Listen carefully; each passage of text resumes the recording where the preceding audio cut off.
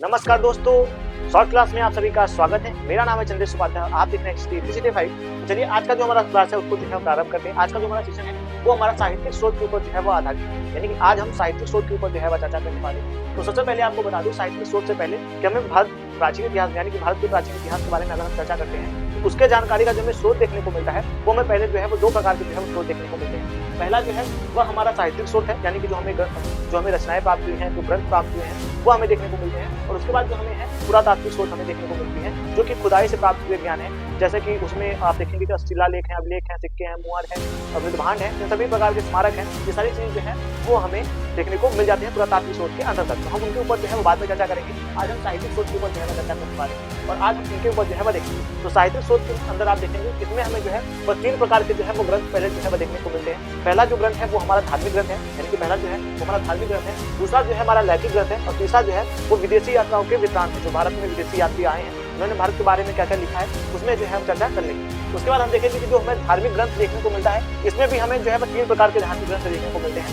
पहला जो धार्मिक ग्रंथ है वो हमारा कह सकते हैं कि ब्राह्मण साहित्य है, या उसको जो है वो वैदिक साहित्य भी हम कह सकते हैं। ब्राह्मण साहित्य देखने को मिलता है। उसके बाद हमें जो है वो जैन साहित्य देखने को मिलता है। जो दूसरा है वो हमारा जैन साहित्य है। जैन साहित्य के अंदर जो जैन अनुयायी हैं उन्होंने उसमें जो है रचना करी है। उसके बाद हम देखेंगे बौद्ध धर्म के बारे में जो हमें जानकारी देखने को मिलती है, यानी कि बौद्ध साहित्य जो है वो भी देखने को मिलता है, जो कि इतिहास को जानने का प्रमुख हमें स्रोत देखने को मिल जाता है। ये सारी चीजें जो है हम उसके ऊपर जो है चर्चा करेंगे, बारी बारी से हम उनके ऊपर चर्चा करेंगे। आज जो है वो हम ब्राह्मण साहित्य के ऊपर जो है चर्चा करने वाले हैं। आप देखें कि आज मैं आप सभी के सामने जो लेकर आया हूँ वो हमें 6 ब्राह्मण साहित्य जो है वो देखने को मिलते हैं। हम उनके ऊपर जो है वो थोड़ा थोड़ा चर्चा जो है करते हुए आगे बढ़ेंगे। सबसे पहले आपको बता दूं कि जो हमें पहला जो ब्राह्मण साहित्य देखने को मिलता है वो हम वेदों से जो है वो प्रारंभ करेंगे, क्योंकि वेद जो है सबसे प्राचीन हमें ग्रंथ देखने को मिलता है। तो हम वेदों से जो है वह इसकी जो है प्रारंभ करेंगे। सबसे पहले आपको बता दूं कि वेदों के बारे में जो हमें जानकारी देखने को मिलती है। वेद जो है वो विद धातु से मिलकर बना है, जिसका अर्थ होता है ज्ञान या जानना।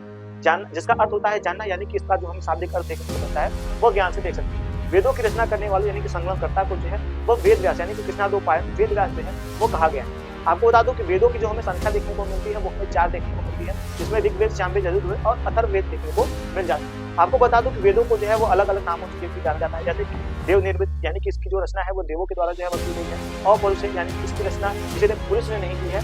और उसके बाद शुद्ध साहित्य जो है कहा जाता है, जो कि सुनकर लिखा गया है। इस प्रकार से हमें वेदों के बारे में ये सारी बातें देखने को मिल जाती है। उसके बाद आपको बता दूं कि वेदों को जो है वो संहिता भी जो है कहा जाता है, वेदों को संहिता भी कहा जाता है। तो इस प्रकार से वेदों के बारे में ये जानकारी देखने को मिल जाती है। वेद जो है वो संस्कृत भाषा में लिखे गए हैं और उसके बाद आप देखेंगे ये गद्य में लिखे गए हैं। आप देखेंगे कि जो यजुर्वेद है ये हमें पद्य में देखने को मिल जाता है। तो आप देखेंगे गद्य में ये दोनों भाषाओं में जो है वो लिखा गया है, दोनों शैलियों में जो है वो लिखा गया है। इस प्रकार से हमें इनके बारे में ये जानकारी जो है वो वेदों के बारे में देखने को मिल जाती है। अब हम चर्चा करने वाले हैं ब्राह्मण के ऊपर। तो ब्राह्मण का एक हमें शाब्दिक अर्थ जो देखने को मिलता है, ब्राह्मण का शाब्दिक अर्थ यह होता है कि वह ब्राह्मण जो यज्ञ की स्तुति करे, जो यज्ञ का जो है वो गान करे, जो यज्ञों का जो है वो मंत्र पढ़े, उसे जो है वो ब्राह्मण कहा जाता है। इस प्रकार से ब्राह्मण के बारे में हमें ये जानकारी जो है वो देखने को मिल जाती है। आपको बता दूं कि ब्राह्मण साहित्य को जो है इसका जो हमें इसमें जो जानकारियां देखने को मिलती है इसे वेदों का जो है परिशिष्ट भी कहा जाता है, यानी कि ब्राह्मण को वेदों का परिशिष्ट भी कहा जाता है, क्योंकि वेदों की व्याख्या जो है वो गद्य में इसी में जो है वो की गई।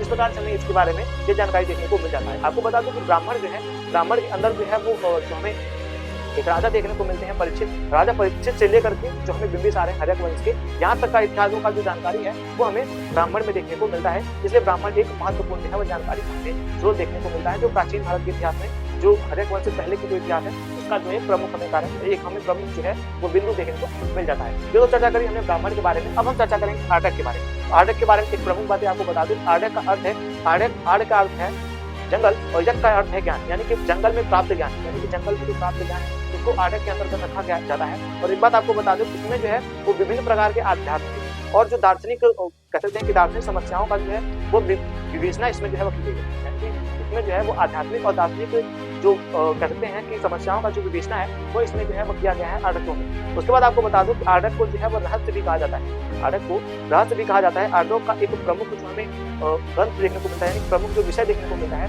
वो हमें प्राण विद्या देखने को मिलता है, यानी कि आप देखेंगे प्राण विद्या तो इसका एक प्रमुख जो है वो विषय हमें देखने को मिल जाता है। आपको बता दूं इसके अध्यक्षों में, यानी कि इसके जो हमें आध्यात्मिक इसमें इसके यज्ञों का जो है वो आध्यात्मिक व्याख्या जो है इसके अंदर जो है वह किया गया है आर्डक के अंदर। तो इस प्रकार से हमें आर्डक के बारे में ये सारी जानकारी जो है देखने को मिल जाती है। अब हम चर्चा करेंगे उपनिषद के ऊपर। उपनिषद के बारे में जो है हम देखेंगे और उपनिषद के बारे में थोड़ी सी जो है वो जानकारी समझेंगे। उप का अर्थ होता है गुरु के पास, और उसके बाद नी का अर्थ होता है शिष्य, और उसके बाद आप देखेंगे कि पद का अर्थ होता है बैठना, यानी कि गुरु के समीप बैठकर शिष्य को गुरु के पास शिष्य का बैठकर जो है वो ज्ञान सीखना। इस प्रकार से आप देखेंगे, अर्थात गुरु के समीप बैठकर शिष्य को ज्ञान का प्राप्त होना, या उसे ही उपनिषद जो है वो कहा जाता है, वह उपनिषद है। इस प्रकार से उपनिषद के बारे में ये जानकारी जो है वो प्राप्त हो जाती है। वैदिक साहित्य का जो है वो अंतिम भाग जो है वो उपनिषद ही हमें देखने को मिलता है, जिसको वैदिक साहित्य का जो है वो अंतिम भाग उपनिषद को ही माना जाता है। उसके बाद आपको बता दें कि उपनिषद को जो है वो वेदांग भी कहा जाता है, इसीलिए ये अंतिम भाग है, इसीलिए इसको जो है वो वेदांग भी जो है वो कहा जाता है। भारतीय दर्शन का जो शुरुआत है वो हमें आर्यकों में देखने को मिलता है, जबकि इसका जो चरण है वो हमें उपनिषद में देखने को मिल जाता है। आपको बता दूं इसका जो विभिन्न उपनिषद में हमें आत्मा ब्रह्म का वर्णन जो है वो देखने को मिल जाता है, आत्मा ब्रह्म का जो है वो देखने को मिल जाता है। इसका प्रमुख जो विषय देखने को मिलता है वो आत्मविद्या जो है वो देखने को मिलता है। जैसा कि मैंने अभी आपको बताया था, आर्यक का जो विषय प्रमुख विषय हमें देखने को मिला था वो हमें प्राण विद्या देखने को मिलता, और इसका जो है वो आत्मविद्या है। आप इसको जो है वो नोट कर लीजिएगा कि आर्यक का जो है वह हमें आत्मविद्या देखने को मिलता है, और इसका जो है वो प्राण विद्या देखने को मिल जाता है। इस प्रकार से हमें इनके बारे में यह जानकारी देखने को मिलता है। आप इसको यहाँ पे लिख सकते हैं कि यह जो है प्राण विद्या, और यहाँ पे इसको जो है वो आत्मविद्या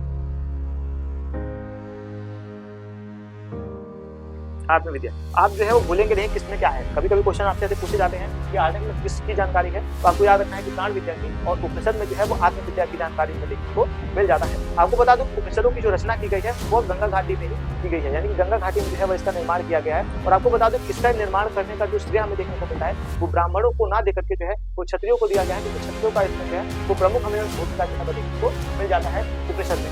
उसके बाद हम देखेंगे उपनिषद जो है वो गद्य पद में है, दोनों में जो है और पद और गद्य दोनों में जो है वो लिखे गए हैं। इसकी जो हमें कुल संख्या देखने को मिलती है, मांडुक्योपनिषद में हमें जो इसकी संख्या देखने को मिलती है वह 108 देखने को मिल जाती है। आपको बता दूं कि जो हमें शंकराचार्य देखने को मिलते हैं, यानी शंकराचार्य जी ने केवल इसकी जो है वो 10 उपनिषदों को जो है वो प्रमाणित माना है, और उसी के ऊपर अपना जो है वो भाष्य लिखा है। इसको हम प्राचीन जो है वो प्राचीन सत्य मानक जो है ग्रंथ को कह सकते हैं, जो 10 हैं इसके ऊपर लिखे गए। आपको बता दूं कि दारा सिकों ने जो मुगल काल के में दारा सिकों देखने को मिलते हैं, उन्होंने जो है वो 52 उपनिषदों के ऊपर जो है 52 उपनिषदों का जो है वो अनुवाद जो है वो फारसी भाषा में किया है, इसीलिए इनको जो है वो संस्कृत के कलंदर की उपाधि जो है वो दी जाती है। दारा सिकों को संस्कृत के कलंदर की उपाधि दी जाती है। ये हमें प्रमुख जो है वह इनके बारे में वो उपनिषदों के बारे में जानकारी देखने को मिल जाता है। अब हम चर्चा करेंगे नारा सहसी साहित्य का, यानी कि नारा सहसी साहित्य का जो है हम चर्चा करेंगे। नारा सहसी साहित्य में देखेंगे, आपको बता दूं कि प्राचीन इतिहास के बारे में जो हमें प्रमुख जानकारी के स्रोत देखने को मिलते हैं,